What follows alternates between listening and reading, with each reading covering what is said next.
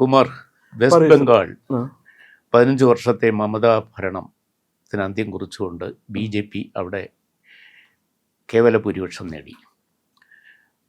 ബംഗാളിൽ തുടർച്ചയായ ഭരണങ്ങളാണ് എപ്പോഴും അവസാനിപ്പിച്ചിട്ടുള്ളത്. 1977 കോൺഗ്രസ് ഭരണം, പിന്നീട് 2011 കമ്മ്യൂണിസ്റ്റ് LDF ഭരണം, LDF അല്ല LF ഭരണം. അത് കഴിഞ്ഞ് മമതയുടെ 15 വർഷത്തെ തുടർ ഭരണം ഭൂപേന്ദു അധികാരിയുടെ നേതൃത്വത്തിൽ BJP അവസാനിപ്പിച്ചിരിക്കുന്നു. അവിടുത്തെ മുഖ്യമന്ത്രി മമതാ ബാനർജി മത്സരിച്ചിരുന്ന ഭവാനിപൂരിൽ അവർ 11,000 വോട്ടിന് തോറ്റു. ഇത് ഇത്രയും ദയനീയമായ ഒരു പരാജയം തൃണമൂൽ കോൺഗ്രസ്സിന് ഉണ്ടാകത്തക്ക തരത്തിൽ എന്തുതരം രാഷ്ട്രീയവും എന്തുതരം ജനവിരുദ്ധതയുമായിരുന്നു അവിടെ കഴിഞ്ഞ 15 വർഷം കളിയാടിയത്. സുജാതൻ, ഈ രാമായണത്തില് താടകാവധം ഉണ്ടല്ലോ, ബാലകാണ്ഡത്തില് ശ്രീരാമന് വിശ്വാമിത്രന്റെ കൂടെ ശ്രീരാമനും ലക്ഷ്മണനും കൂടി ഒരു യാഗം നടത്തി കൊടുക്കാനായിട്ട് പോവുകയും ആ ഒരു വനത്തിൽ കൂടി കടന്നു പോകുമ്പോൾ അവരെ ആക്രമിക്കാനായിട്ട് താടക എന്ന് പറയുന്ന ഒരു രാക്ഷസി രംഗത്ത് വരികയും ചെയ്യുന്നുണ്ട്. അപ്പൊ അതില് എഴുത്തച്ഛൻ എഴുതിയിരിക്കണം, അവളെ പേടിച്ച് ആരും ആ വഴി നടപ്പില്ല എന്നൊക്കെ പറഞ്ഞിട്ട് എഴുതിയിട്ടുണ്ട്. പക്ഷെ ആ യുദ്ധത്തില് താടക വധത്തിനെ അനുസ്മരിപ്പിക്കുന്ന ഒന്നാണ് ഈ ബംഗാളില് നടത്തിയ മമതാ വധം കഥകളി. ഇത് ആ സ്ത്രീ മമതാ ബാനർജി ഒരു മെഗളോമാനിയക്കായിട്ട് മാറി അവസാനം വന്നപ്പോൾ. ഒരാളെ അധികാരം എത്രമാത്രം ദുഷിപ്പിക്കാം എന്നുള്ളതിന്റെ ഏറ്റവും ഉത്തമ ദൃഷ്ടാന്തമായിരുന്നു മമതാ ബാനർജി. എന്തൊക്കെയാ അവിടെ നടന്നിരുന്നത്. ഒരു വനിതയായിരുന്നു മുഖ്യമന്ത്രി ബംഗാളിലെ. ഒരു വനിതയുടെ ഭരണത്തിന് കീഴിൽ വനിതകൾക്ക് സുരക്ഷിതത്വം ഇല്ലായ്മ ആയിരുന്നു ഏറ്റവും ഹോണ്ടിങ് ആയിട്ടുള്ള ഒരു പ്രശ്നം ബംഗാൾ നേരിട്ടിരുന്നത്. സാധാരണ ഈ ബലാത്സംഗമം അതുപോലെയുള്ള പ്രശ്നങ്ങൾ, വനിതകൾക്ക് നേരെയുള്ള ആക്രമണം ഒക്കെ നമ്മൾ പേപ്പറുകളിലെല്ലാം വായിക്കാറുണ്ട്. അത് നിയമങ്ങളിലുള്ള അപര്യാപ്തത കൊണ്ടൊക്കെ പല പ്രതികൾ രക്ഷപ്പെട്ടു പോകാറുണ്ട്. പക്ഷേ ഒരു വനിത മുഖ്യമന്ത്രി ആയിരിക്കുന്ന, സംസ്ഥാനത്തെ ഭരണാധികാരി ആയിരിക്കുന്ന സമയത്ത് മറ്റു വനിതകൾക്ക് ജീവിക്കാൻ പറ്റാത്തൊരവസ്ഥ വരിക എന്ന് പറഞ്ഞാൽ, ഇപ്പൊ ബലാത്സംഗമങ്ങളുടെ കാര്യം പറഞ്ഞാൽ എണ്ണിയാലൊടുങ്ങാത്ത കേസുകളാണ് ബംഗാളിൽ നിന്ന് വന്നുകൊണ്ടിരുന്നത്. വളരെ ഭീഭത്സമായ അല്ലെങ്കിൽ മൃഗീയമായ സംഭവങ്ങളാണ് ബംഗാളിൽ നിന്ന് വന്നുകൊണ്ടിരുന്നത്. ജനങ്ങളും മടുത്തു. അത് മാത്രമല്ല, അതിനൊപ്പം തന്നെ ബംഗാളിലെ വ്യവസായങ്ങളൊന്നും ഇല്ല. വ്യവസായങ്ങളൊക്കെ പോയി. ബംഗാളിലെ ക്രമസമാധാന നില പാടെ തകർന്നിരുന്നു. അവര് പറയുന്നത് അവിടെ ഒരു കുഴപ്പമില്ല എന്നാണ് പറയുന്നത്. ഇതാണ് കുഴപ്പമില്ലാത്ത സംസ്ഥാനമെങ്കിൽ ഇങ്ങനെ ഒരു സംസ്ഥാനത്തിൽ ജീവിച്ചിരിക്കാതിരിക്കാൻ പറ്റും. അതൊന്ന്. രണ്ട്, പിന്നെ വേറൊന്ന്, അനധികൃത കുടിയേറ്റക്കാരെ ബംഗ്ലാദേശിൽ നിന്നുള്ള അനധികൃത കുടിയേറ്റക്കാരെ പ്രൊമോട്ട് ചെയ്യുന്ന ഒരു നടപടിയാണ് ഈ സ്ത്രീ ഫോളോ ചെയ്തുകൊണ്ടിരുന്നത്.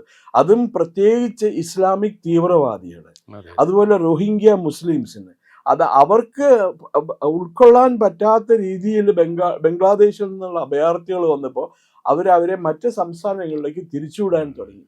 അതിനുവേണ്ടി അവർ എന്തൊക്കെയാ ചെയ്തത്? ഫ്രീ നിരക്കില്, സൗജന്യ നിരക്കില് ഈ ആധാർ കാർഡും റേഷൻ കാർഡും ഒക്കെ കൊടുക്കാൻ തുടങ്ങി. 500 രൂപ കൊടുത്താൽ റേഷൻ കാർഡ് കിട്ടും ബംഗാളില്, 500 രൂപ കൊടുത്താൽ ആധാർ കാർഡ് കിട്ടും. ഇപ്പൊ നമ്മുടെ ഐഡന്റിറ്റി അതും കൊണ്ടാണ് കേരളത്തിൽ വരെ, അങ്ങ് ഡൽഹി മുതൽ കേരളത്തിൽ വരെ വ്യാപിച്ച് കിടക്കുകയാണ്. പിന്നെ ഈ ബംഗാൾ അതിർത്തി, ഇന്ത്യ അതിർത്തിയിൽ വേലി കെട്ടാനായിട്ട് ഇലക്ട്രിക് ഫെൻസിനുള്ള പദ്ധതി ഉണ്ടായിരുന്നു. അതിന് ഇവര് സമ്മതിക്കില്ല.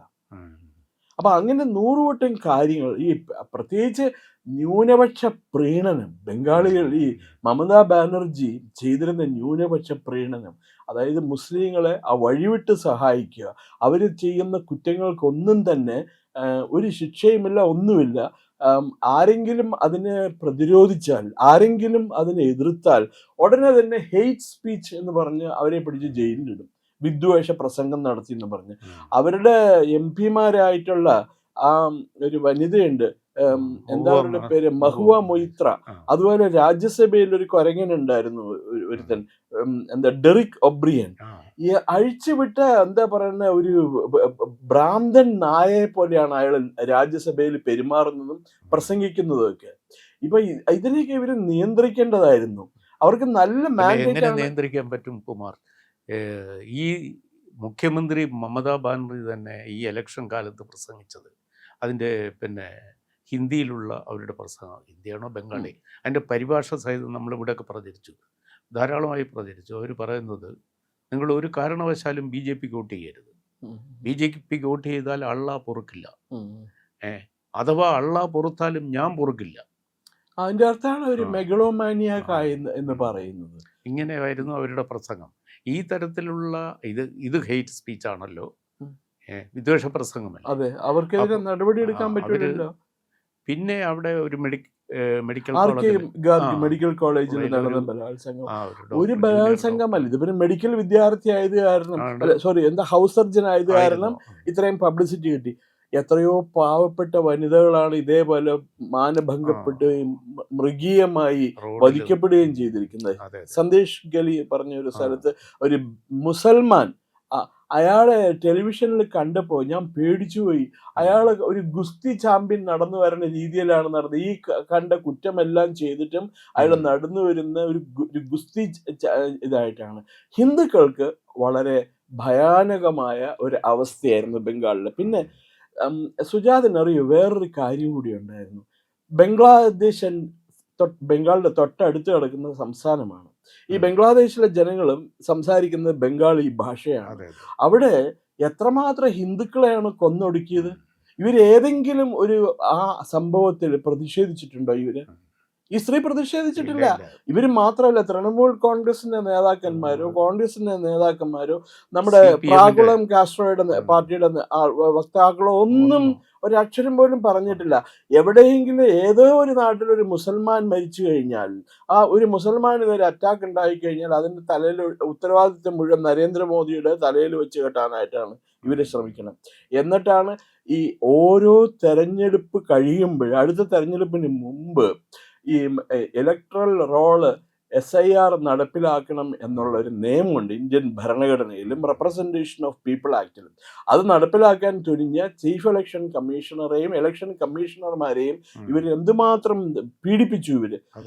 അവര് എന്തുമാത്രം കേസെല്ലാം കൊടുത്തിരുന്നു.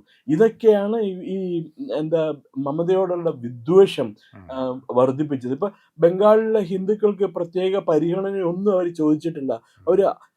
അവര് ആവശ്യപ്പെടുന്നത് ഞങ്ങൾക്കും മറ്റുള്ളവർ ജീവിക്കുന്നത് പോലെ, മുസ്ലിം സമുദായത്തിൽപ്പെട്ടവർ ജീവിക്കുന്നത് പോലെയും അതുപോലെ മറ്റേ ക്രൈസ്തവർ ജീവിക്കുന്നത് പോലെയുള്ള സ്വാതന്ത്ര്യം, അത് മാത്രമേ ഞങ്ങൾ ചോദിക്കുന്നുള്ളൂ. പ്രത്യേക പരിഗണന ഒന്നും വേണ്ടാന്ന് എത്രയോ തവണ ഈ BJPയുടെ നേതാക്കന്മാർ തന്നെ പലപ്പോഴും പറഞ്ഞിട്ടുണ്ട്.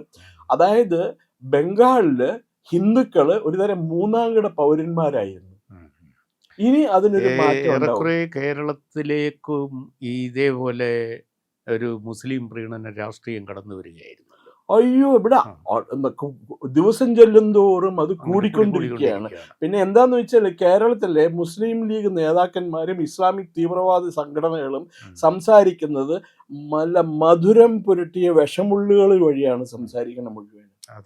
ഇപ്പോ ഇന്നിപ്പോ കോൺഗ്രസ് എന്ന് പറയുന്നത് കേരളത്തില് മുസ്ലിം ലീഗിന്റെ B ടീമോ C ടീമോ ആയിട്ട് മാറിയിട്ടുണ്ട്. കോൺഗ്രസിന്റെ മുഖ്യമന്ത്രി സ്ഥാനാർത്ഥിയെ തീരുമാനിക്കുന്ന അവസ്ഥ വരെ പാണക്കാട് തങ്ങളുടെ തറവാട്ടിലിരുന്നുകൊണ്ടാണ് തീരുമാനിക്കുന്നത് മുഴുവൻ. ഇതൊക്കെയാണ് മുസ്ലിം പ്രീണനം എന്ന് പറയുന്നത്. ഇത് മുഖ്യധാര രാഷ്ട്രീയ കക്ഷികൾക്കുള്ളൊരു മുന്നറിയിപ്പാണ്. അതെ, ബംഗാൾ കേരളത്തിനൊരു മെസ്സേജ് ഉണ്ട് ഇതിൽ. തീർച്ചയായിട്ടും. ഈ സുവേന്ദു അധികാരിയെ പോലെ ഒരു നേതാവ്, അത് മമതയുടെ വലങ്കൈയായിരുന്നു ഒരിക്കലാണ്. നന്ദിഗ്രാമിൽ മമതയെ വെല്ലുവിളിച്ചു, തോൽപ്പിച്ചു. ഇപ്പോൾ ഭവാനിപൂരിലും സുവേന്ദുവിന്റെ കൈ കൊണ്ടാണ് മമതയ്ക്ക് അടിയറവ് പറ്റിയത്. അതെ, സുവേന്ദു അവിടുത്തെ ശ്രീരാമനായിട്ട് മാറി. അപ്പോൾ ഇനി അടുത്ത മുഖ്യമന്ത്രി BJPയുടെ മുഖ്യമന്ത്രി ആകാൻ പോകുന്നത് സുവേന്ദു അധികാരി ആയിരിക്കും, സംശയമുണ്ടോ? ഇവരെന്തൊക്കെ പറഞ്ഞു, ബംഗാളികള് BJP ജയിച്ചാൽ ബംഗാളിൽ നിന്നുള്ള ആളായിരിക്കില്ല മുഖ്യമന്ത്രി എന്ന് ഇവർ പറഞ്ഞു പരത്തിയവര്. എന്തൊക്കെ തെറ്റിദ്ധാരണ ആണ് ഇവർ ജനങ്ങളുടെ ഇടയിൽ സൃഷ്ടിച്ചത്. നമുക്ക് വേണ്ടത് സുവേന്ദു അധികാരിയെ പോലുള്ള ഒരു നേതാവിനെയാണ്. പക്ഷെ തൽക്കാലം കേരളത്തിൽ ഒരു രാഷ്ട്രീയ പാർട്ടിയിലും സുവേന്ദു അധികാരിക്ക് തുല്യമായ ഒപ്പം നിൽക്കാൻ കഴിയുന്ന ഒരു രാഷ്ട്രീയ നേതാവില്ല. നമുക്കുള്ളത് മുഴുവൻ സർക്കാർ ഓഫീസിലെ LD ക്ലർക്കിനെയും UD ക്ലർക്കിനെയും അനുസ്മരിപ്പിക്കുന്ന രാഷ്ട്രീയ നേതാക്കളാണ്.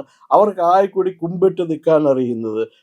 നമ്പർ 10 എന്താണ് ജനപത്തിലും അതുപോലെ കൊടപ്പനയ്ക്കൽ തറവാട് അവിടെ പോയി കുമ്പിട്ട് നിൽക്കാൻ അറിയാവുന്ന കുറെ നേതാക്കളാണ് മാത്രമേ നമുക്ക് പരിചയമുള്ളൂ. അതിൻ്റെ ഏറ്റവും പ്രകടമായ ഒരു ഉദാഹരണം നമുക്ക് വൈപ്പിൻ ദ്വീപിൽ നിന്ന് ഇപ്പോൾ ഒരു കോൺഗ്രസ് അംഗം തിരഞ്ഞെടുക്കപ്പെട്ടു വന്നു. നല്ല ഭൂരിപക്ഷത്തിലാണ് അദ്ദേഹം ജയിച്ചത്. നേരത്തെ അവിടുന്ന് ഈ സ്ഥാനാർത്ഥി ഇവിടെ മേയറായിരുന്ന ആളാണ്, ചെമ്മണി. നമ്മളിപ്പോൾ വൈപ്പിൻ ദ്വീപിൻ്റെ ഒരു രാഷ്ട്രീയ പശ്ചാത്തലം എടുത്തു നോക്കും. ഇപ്പം അവിടെ ആയിരുന്നു ഈ വഖഫ് നിയമത്തിൻ്റെ ഏറ്റവും ഹീനമായ ഒരു ഇഷ്യൂ വളർന്നു വന്നത്, ഇല്ലേ? ഒരു വർഷം മുമ്പ് കേന്ദ്രമന്ത്രി വരെ വന്നു. എല്ലാ BJP നേതാക്കളും അതിൻ്റെ ഇരകളായി തീരുന്ന കുടുംബങ്ങൾക്ക് ആശ്വാസവാക്കുമായി അവിടെ കൂടിയെത്തി. അവിടുന്ന് പഞ്ചായത്ത് തിരഞ്ഞെടുപ്പ് നടന്നപ്പോൾ അവിടുന്നൊരു മെമ്പർ, ആ പ്രത്യേക സ്ഥലത്തു നിന്നൊരു മെമ്പർ BJP തിരഞ്ഞെടുക്കപ്പെട്ടു. അതേസമയത്ത് ഈ നിയമസഭാ സീറ്റിൽ അതിൻ്റെ യാതൊരു ഇമ്പാക്റ്റും, വഖഫ് നിയമത്തിൻ്റെ യാതൊരു ഇമ്പാക്റ്റും ഉണ്ടായില്ല. അത് കാരണം ഞാൻ പറയുന്നുണ്ട്, BJP ഈ എന്താ പറയണ്ട, അവർ ഇനിയുള്ള ദിവസങ്ങളിൽ രാഷ്ട്രീയ പാർട്ട്ണർമാരെ തിരഞ്ഞെടുക്കുമ്പോൾ സൂക്ഷിച്ച് തിരഞ്ഞെടുക്കണം. BJP എന്ന് പറഞ്ഞാൽ ഹിന്ദുക്കളുടെ പാർട്ടിയാണ്. ക്രിസ്ത്യാനികൾ ഒരിക്കലും BJPനെ സപ്പോർട്ട് ചെയ്യില്ല, ഒരു കാരണവശാലും സപ്പോർട്ട് ചെയ്യില്ല. അവരുടെ കാര്യങ്ങൾ ഇന്നും എന്നും ഇനി ഭാവിയുള്ള ദിവസങ്ങളിൽ തീരുമാനിക്കണം കുറേ ഊച്ചാളി മെത്രാന്മാരും ബിഷപ്പുമാരാണ്.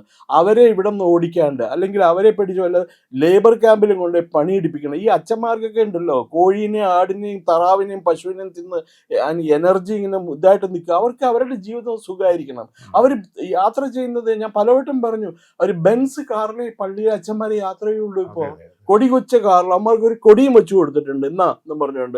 എന്നിട്ട് ഇവന്മാർ ഈ അംശവടിയും പിടിച്ചുകൊണ്ട് ജനങ്ങളെ പോയി ഭീഷണിപ്പെടുത്തലാണ് ഇവരുടെ പരിപാടി.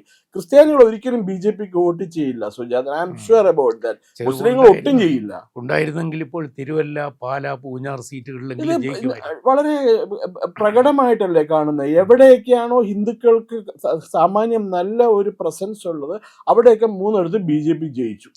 അതെ, അതേസമയം എവിടെയൊക്കെയാണോ ക്രൈസ്തവ മുസ്ലിം ജനങ്ങളുടെ എണ്ണം ഉള്ളത് അവിടെ മുഴുവൻ BJP തോറ്റു തുന്നം പാടി. ഇത് തന്നെ റിപ്പീറ്റ് ചെയ്യും. അവർക്ക് വേണ്ടത് ഈ സഭാ മേലധികാരികൾ, അനോഫലീസ് ക്യൂലെക്സ് തിരുമേനി എന്ന് നമ്മൾ വിശേഷിക്കും, അല്ലെങ്കിൽ ഗണേറിയോസ് മാർ തൊമാസിയോസ് എന്നൊക്കെ പറഞ്ഞ പേരിൽ അറിയപ്പെടുന്ന ഈ പരട്ട അച്ഛന്മാർക്ക് മതപരിവർത്തനവും, പിന്നെ എന്തിനാണ് മതപരിവർത്തനം എന്ന് പറഞ്ഞാൽ ക്രൈസ്തവരുടെ എണ്ണത്തിൽ വർധനം വരുത്തുന്നതിനേക്കാൾ ഉപരി അവർക്ക് കന്യാസ്ത്രീമാരെ കിട്ടണം ആ മഠത്തിൽ കൊണ്ടുപോയി ചേർക്കാൻ വേണ്ടിയിട്ട്. ഇപ്പൊ സാമ്പത്തികമായിട്ട് ഉന്നമനായി ക്രൈസ്തവർക്ക്, അവരാരും മഠത്തിൽ ചേരൂല ഇപ്പൊ അതുകൊണ്ട് ആദിവാസികളെയും ട്രൈബൽസിനെയും പിന്നാക്ക സമുദായത്തിൽപ്പെട്ടവരെയും പിടിച്ച് കന്യാസ്ത്രീമാരാക്കണം അവരുടെ കാര്യങ്ങൾ നടക്കാൻ വേണ്ടിയിട്ട്. അതുപോലെ പള്ളിയിൽ അച്ഛന്മാരാവാനായിട്ട് ആളെ കിട്ടണം. അപ്പൊ അവരെ വിളിച്ചുകൊണ്ട് പോയിട്ട് കണ്ടോ, നീ ഞങ്ങളുടെ കൂടെ കൂടിക്കോ, നിന്നെയൊക്കെ ഞങ്ങൾ സൂചിപ്പിച്ചൊരു പരുവാക്കി തരാമെന്ന് പറഞ്ഞാൽ അതിനുള്ള സ്വാതന്ത്ര്യം അവർക്ക് വേണം. അതിനു വേണ്ടിയിട്ടാണ് അവർ ഈ കാട്ടിക്കൂട്ടണം മുഴുവനും. അതുകൊണ്ട് മമതയുടെ ഈ ഗതികെട്ട അനുഭവം കേരളത്തിലെ കോൺഗ്രസ് കമ്മ്യൂണിസ്റ്റ് നേതാക്കൾക്ക് ഒരു പാഠമാകട്ടെ. കേരളത്തിലെ കോൺഗ്രസിനും കമ്മ്യൂണിസ്റ്റിനും മാത്രമല്ല BJP നേതൃത്വത്തിനും ഒരു പാഠമാണ്. വഴിവിട്ട് ആരെയും സഹായിക്കരുത്. എവിടെയോ കന്യാസ്ത്രീമാരെ അറസ്റ്റ് ചെയ്തു എന്ന് കരുതി പ്രത്യേക വിമാനത്തിൽ ജാർഖണ്ഡിലും ഛത്തീസ്ഗഡിലും പോയി അവരെ രക്ഷപ്പെടുത്താൻ ശ്രമിച്ച BJP നേതൃത്വമാണ് കേരളത്തിലുള്ള. സമയം പാഴാക്കി. അതെ. പ്രിയപ്പെട്ട പ്രേക്ഷകരെ, ഞങ്ങൾ ഇന്ത്യ ലൈവ് പതിപോലെ നമ്മൾ പറയുകയാണ്, മാധ്യമങ്ങളിൽ വരാത്ത, മറ്റു മാധ്യമങ്ങൾ പറയാത്ത വാർത്തകളാണ് നിങ്ങളുടെ മുന്നിലേക്ക് കൊണ്ടുവരുന്നത്. ഇത് പറയാൻ ഞങ്ങൾക്ക് പ്രേരണയും ശക്തിയും നിങ്ങളാണ്. നിങ്ങൾ ഞങ്ങളുടെ കൂടെ ഉണ്ടാവണം. ഞങ്ങളുടെ ചാനൽ സബ്സ്ക്രൈബ് ചെയ്യണം. നമുക്കൊരു ചാനൽ കൂടിയുണ്ട്, C4N മലയാളം. നമ്മൾ ഈ തെരഞ്ഞെടുപ്പൊക്കെ ആയതുകൊണ്ട് കൂടുതൽ വാർത്തകൾ നമ്മുടെ ഈ പ്ലാറ്റ്ഫോമിൽ തന്നെ കൊടുക്കാൻ കഴിയാത്തതുകൊണ്ടാണ് C4Nൽ പുതിയ വാർത്തകൾ കൊടുക്കുന്നത്. അപ്പോൾ ആ ചാനലും കൂടി ഒന്ന് സബ്സ്ക്രൈബ് ചെയ്യണം. ഇന്ത്യ ലൈവ് ഉറപ്പായിട്ടും ചെയ്യണം. C4N കൂടെ C4N, C എന്ന് പറഞ്ഞാൽ ക്രെഡിബിൾ, ഫോർത്ത് വെച്ചാൽ ഫോർ, എൻ നേഷൻ, രാജ്യം. നമ്മുടെ രാജ്യത്തിന് വേണ്ടിയാണ്. രാജ്യം വിട്ട് ഒരു കാര്യവും ഇന്ത്യ ലൈവിനില്ല. അതുകൊണ്ട് ഞങ്ങളുടെ കൂടെ ഉണ്ടാവണം എന്നുകൂടി അഭ്യർത്ഥിക്കുന്നു.